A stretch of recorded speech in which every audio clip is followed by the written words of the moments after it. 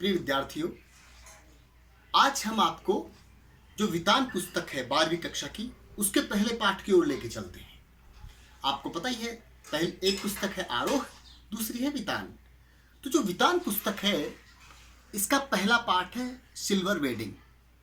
इसके विषय में हम विस्तार से जानेंगे अगले वीडियोज में, क्योंकि ये थोड़ा बड़ा पाठ है और बड़ा ही आनंददायक और बहुत ही विशेष प्रभाव डालने वाला पाठ है।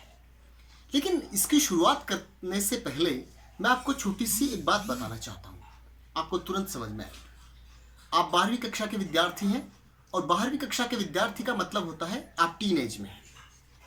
बेटा, आप इस बात को मानते हैं ना कि अगर आपकी पूरी कक्षा के सामने आपके पापा आके आपको डांट दें या आपके दोस्तों के सामने आपको डांट दें तो आपको बुरा लगेगा।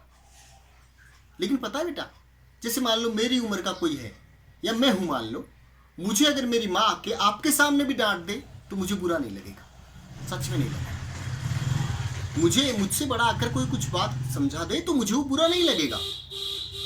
पता है क्यों? क्योंकि ये है समझ का थोड़ा सा अंतर। मैं ये समझ, मतलब जब हम टीनेज से बाहर निकलते हैं तो हम समझने लगते हैं कि ओ ये माँ है ना, माँ तो डांट सकती है, कोई गलती हो तो बता सकती है। लेकिन जब हम छोटी एज में होते हैं, टीन एज में, तो हम समझते हैं कि मेरे दोस्तों के सामने मेरे को डांट दिया तो मेरा अपमान हो गया। वो ईगो बीच में आता है, जिसको हम हिंदी में अहम बोलते हैं। कुछ इस तरह का ये पाठ है, थोड़ा सा भिन्नता लिए हुए है, लेकिन इसका जो मूल उद्देश्य है वो मैं आप तक पहुंचा देता हूं। देखो, पाठ का नाम है सिल्वर वेडिंग। पाठ की ओर हम बाद में चलेंगे, पहले मैं बता देता हूं कि पाठ का मूल भाव यानी इसका प्राण क्या है। अब प्राण क्या है वो आप समझने की कोशिश करना। इस पाठ का मूल भाव है दो पीढ़ियों में अंतर, जनरेशन गैप। यानी बेटा, जब पिता और पुत्र होते हैं तो उनमें कम से कम 20, 22, 25 साल का अंतर होता है। यानी पिता में और बच्चों में लगभग 20, 25, 22, 23, 30 साल तक का अंतर होता है। तो वो जनरेशन गैप हो जाता है। थिंकिंग, जो हमारे विचार हैं, उनमें काफ़ी अंतर हो जाता है। तो बच्चे कुछ और सोचते हैं और जो पिता है वो कुछ और सोचता है, और उनके विचार नहीं मिलने के कारण कितनी सारी परेशानियां उठ करके खड़ी हो जाती हैं और परिवार में कितना तनावपूर्ण माहौल बन जाता है। इसी पाठ का मतलब इसी बात का वर्णन इस पाठ में किया गया है। मैं धीरे धीरे, क्योंकि बड़ा पाठ है तो आपको धीरे धीरे पाठ की ओर लेके चलूंगा। सबसे पहले आपको इतना समझना है, सिल्वर वेडिंग पाठ में मुख्य बात जो बताई गई है वो पीढ़ियों के अंतराल के संबंध में बताई गई है।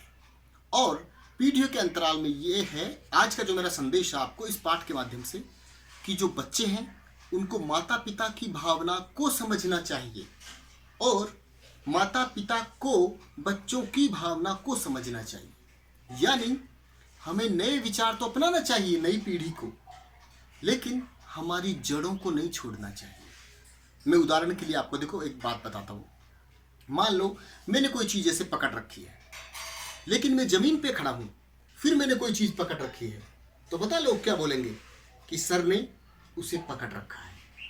लेकिन आप सोचो, अगर मेरे नीचे ज़मीन नहीं हो, मेरी जड़ें नहीं हो, मतलब ज़मीन नहीं हो, तो पता है लोग क्या कहेंगे? लोग ऐसे नहीं कहेंगे कि सर ने पकड़ रखी है उस वस्तु को, लोग बोलेंगे सर लटक रहे हैं, है ना? तो इसका मतलब क्या हुआ? हमें ऊपर की तरफ बढ़ना चाहिए, नए विचारों की तरफ जाना चाहिए, लेकिन जड़ों को नहीं छोड़ना चाहिए। आज हम सिल्वर वेडिंग में इतनी बात समझेंगे और इसके बाद में हम धीरे धीरे अगले जो वीडियोज हैं उन पर हम आगे की चर्चा करेंगे। पाठ बड़ा है, प्रत्येक पंक्ति में, प्रत्येक इसका जो पैरा है उसमें एक संदेश है। मैं उम्मीद करता हूँ आप उसका आनंद लेंगे। धन्यवाद।